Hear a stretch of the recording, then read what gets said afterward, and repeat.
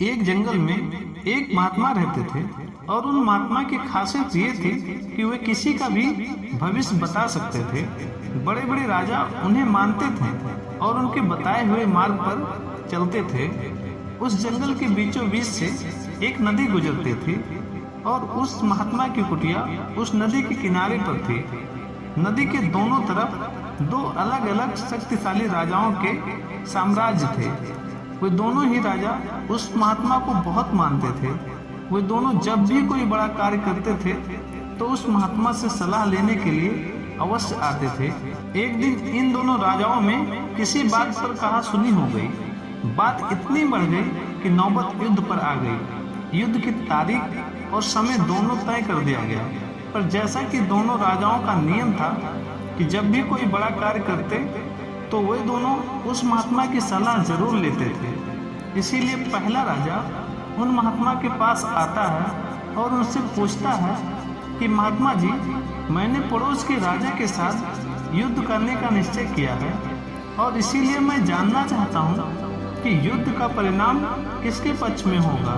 वे महात्मा कहते हैं, यदि तुमने युद्ध किया तो तुम्हारी हार निश्चित है। फिर वो राजा महात्मा जी से पूछता है कि क्या जीतने का कोई उपाय नहीं है। वे महात्मा कहते हैं कि यदि तुमने युद्ध किया तो हार निश्चित है। फिर वह राजा कहता है कि तलवार म्यान से निकल चुकी है, अब युद्ध टलेगा नहीं, जो होगा देखा जाएगा। फिर वो राजा उसी समय वहां से चला जाता है और अपने सेना से जी तोड़ मेहनत करने के लिए कहता है। सभी सैनिक राजा की आज्ञा मानकर जी तोड़ मेहनत करने के लिए लग जाते हैं। दूसरे दिन दूसरा राजा उन महात्मा के पास आता है और उनसे पूछता है कि महात्मा जी, मैं पड़ोस के राजा के साथ युद्ध करने के लिए जा रहा हूँ, इसीलिए मैं इस युद्ध का परिणाम जानना चाहता हूँ कि युद्ध किसके पक्ष में होगा। वे महात्मा जी कहते हैं, निसंदेह जीत तुम्हारी है और उस राजा के पास तुम्हें हराने का कोई उपाय नहीं है। उन महात्मा की बात सुन वो राजा बहुत ज़्यादा प्रसन्न हो जाता है और सीधा जाकर अपनी सेना से यह खुशखबरी सुनाता है कि युद्ध में उसकी जीत पक्की है। ये बात सुनकर उस राजा के सैनिक भी बहुत खुश हो जाते हैं और युद्ध की तैयारी में लग जाते हैं। समय बीतता है और युद्ध का दिन आ जाता है। रणभेरियां बजाई जाती हैं और युद्ध शुरू हो जाता है। दोनों सेनाएं एक दूसरे के साथ भिड़ जाती हैं और मारकाट मच जाती है।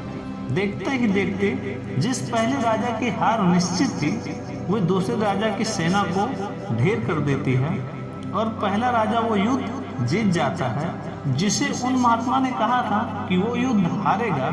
युद्ध जीतने के बाद वो पहला राजा उन महात्मा के पास जाता है और उनसे पूछता है कि महात्मा जी, आपने तो कहा था कि मैं युद्ध हार जाऊंगा, लेकिन मैं तो युद्ध जीत गया। आपकी भविष्यवाणी गलत कैसे निकली। फिर वे महात्मा उस राजा से कहते हैं, मैंने तो कहा था कि जो तुम्हारे भाग्य में लिखा था, लेकिन तुमने अपने कर्म से अपने भाग्य को बदल लिया। तुम्हारी जीत का कारण यह है कि तुमने अपने भाग्य से ज़्यादा अपने कर्म को आवश्यक समझा और उस दूसरे राजा ने अपना सब कुछ भाग्य पर छोड़ दिया।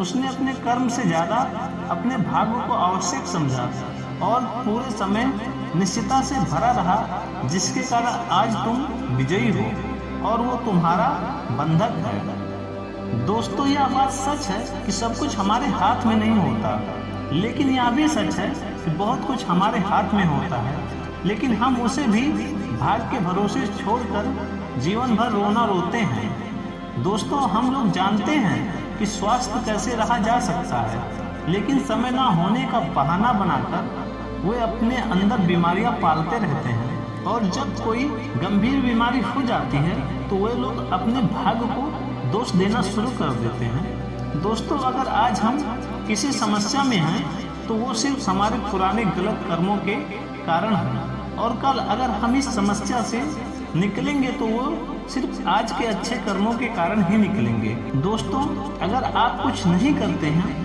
तो वो कुछ तो होगा ही, वो आपका भाग्य है।